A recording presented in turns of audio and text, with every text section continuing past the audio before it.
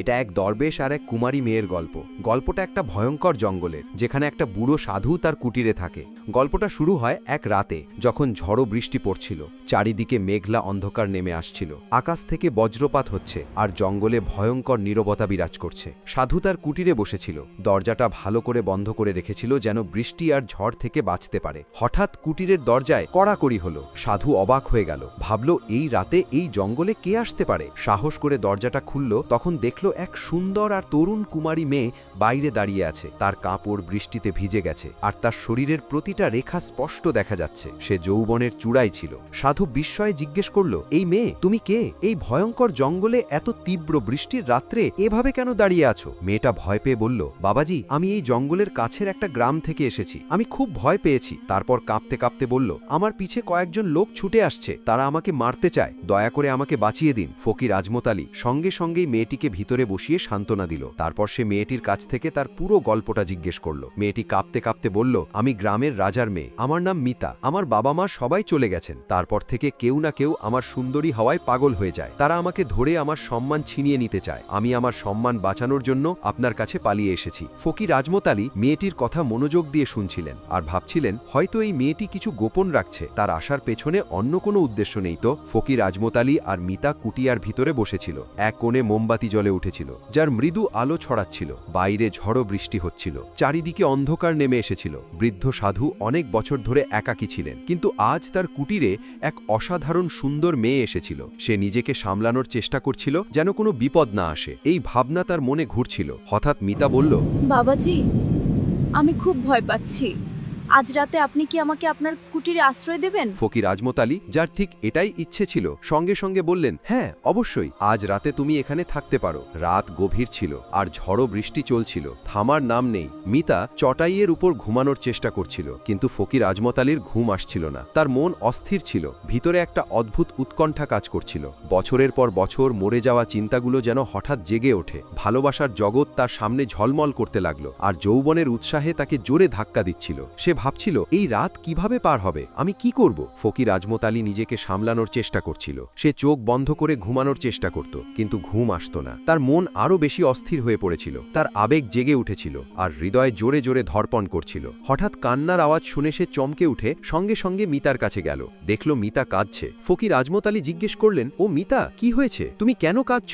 মিতা ভয় পেয়ে বলল, আমার সঙ্গে এমন কিছু হয়েছে যা আমি কাউকে বলতে পারি না। এটা শুনে সাধু হতবাক হয়ে বলল, কি এমন আছে যা তুমি আমার থেকে লুকিয়ে রাখছো? কি রহস্য? মিতা কাঁপতে কাঁপতে বলল, আমি ভালো মেয়ে না, আমি একটা খারাপ মেয়ে, আমি ভালো কাজ করি না, আমি খুব পিপাসিত। তারপর সে এমন কিছু বলল যে সাধু ফকির আজমত আলী হতবাক হয়ে গেল। মিতা বলল, আমি কোনো সাধারণ মেয়ে নই, আমি একটা ভ্রান্ত আত্মা। এটা শুনে ফকির আজমত আলীর শরীরে ভয় ছড়িয়ে পড়ল। তার পায়ের নিচের মাটি সরে গেল। সে ঘাবড়িয়ে বলল, যদি তুমি আত্মা হও তাহলে আমি এটা কিভাবে মানব? এর মানে কি? মিতা ধীরে ধীরে নিজের গল্প শুরু করল। এটা অনেক আগের ঘটনা। আমি দাসপাড়ার এক রানী ছিলাম।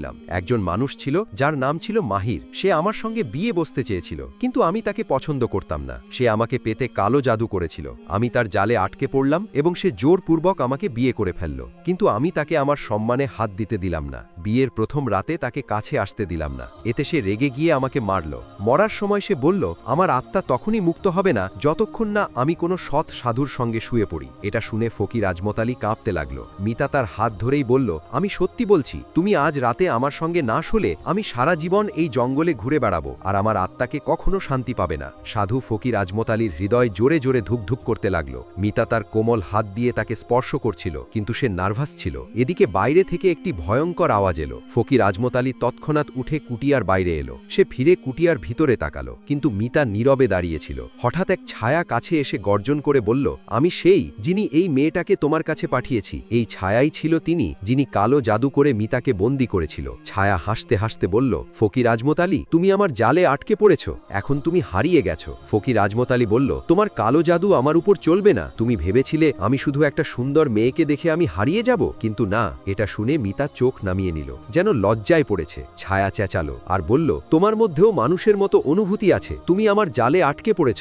এখান থেকে বাঁচতে পারবে না। ফকির আজমত আলী চোখ বন্ধ করল, ওপরে তাকালো এবং বলল, হে শয়তান, আমি তোমার ফাঁদে পড়ব না। মিতার চোখে জল এলো। সে ভাবতে লাগলো, সে কি করছে? সাধু কি ওই ছায়াকে হারাতে পারবে? সে কি মুক্ত হতে পারবে? এই কালো জাদু কি সবকিছুর উপর জয়ী হবে? ফকির আজমত আলী চোখ বন্ধ করে ভাবল, এই কঠিন পরিস্থিতি থেকে কিভাবে বাঁচব। তারপর সে ফকির আজমত আলী ছায়াকে বলল, নিজের মধ্যে ঢুকে দেখো তুমি আসলে কি করতে চেয়েছিলে। আমি কখনো কাউকে খারাপ দৃষ্টিতে দেখিনি। তুমি কেন আমার সম্মান নষ্ট করতে চেয়েছিলে? নিজেকে সামলাও আর ভাবো। এটা শুনে ছায়া জোরে হেসে বলল, এখন অনেক দেরি হয়ে গেছে। মিতা সাধুর দিকে তাকিয়ে ধীরে বলল, আমরা জানি না ঠিক কি সঠিক আর কি ভুল। আমি শুধু এটুকু জানি, আমার আত্মার শান্তি দরকার।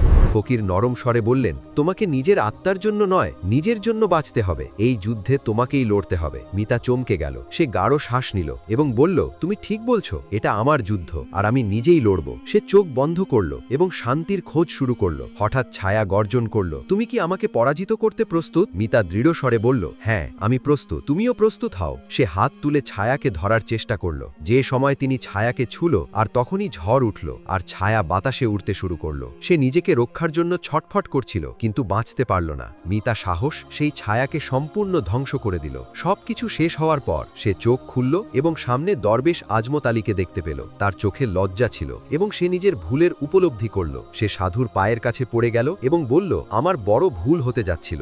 আপনি আমাকে বাঁচিয়েছেন। আমি সত্যি আপনার কাছে কৃতজ্ঞ। ফকির আজমত আলী হাসলেন এবং বললেন, কোনো কথা নেই, এখন তুমি এখান থেকে যেতে পারো। চোখে অশ্রু নিয়ে চুপচাপ জঙ্গল থেকে বেরিয়ে গেল। তার আত্মা চিরকাল মুক্ত থাকল।